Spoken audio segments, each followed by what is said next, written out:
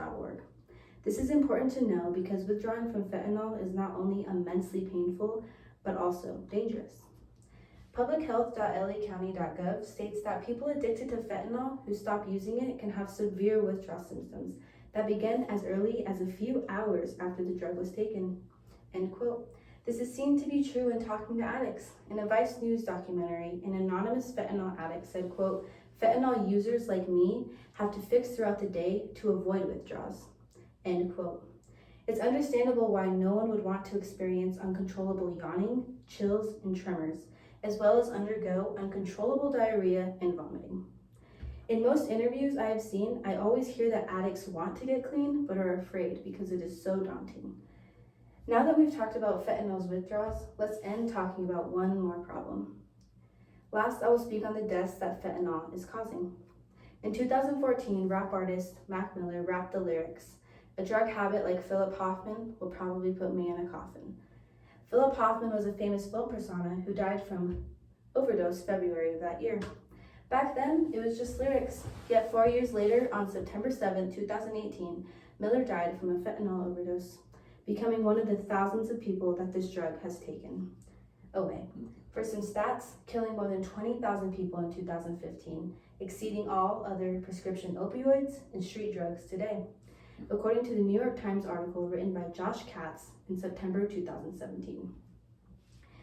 Reported in 2017, 59% of opioid-related deaths involved fentanyl, compared to 14.3% in 2010, according to the publichealth.lacounty.gov.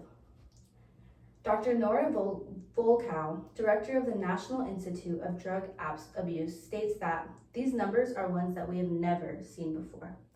Dr. Volkow goes on to say that these fatalities are causing lasting repercussions, since most of them are people aged 25 to 55. Yet some are much younger, like a 12-year-old victim who fatally overdosed on November 14, 2020, in San Jose, California, according to an article published on January 25, 2022 by the Santa Clara District Attorney's Office. Now that you've heard about the harsh fatality numbers, let us review.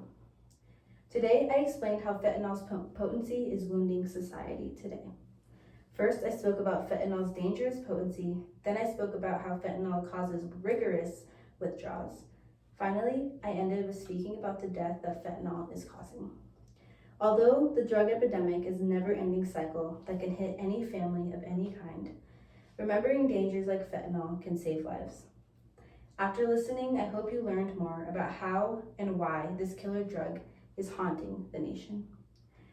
Through educating, we will not completely stop fentanyl from killing, but we can drop the staggering death toll by not just daring to say no to drugs, but going further to educate ourselves about the harsh realities involving drugs, because knowing about fentanyl can, in the end, save your life.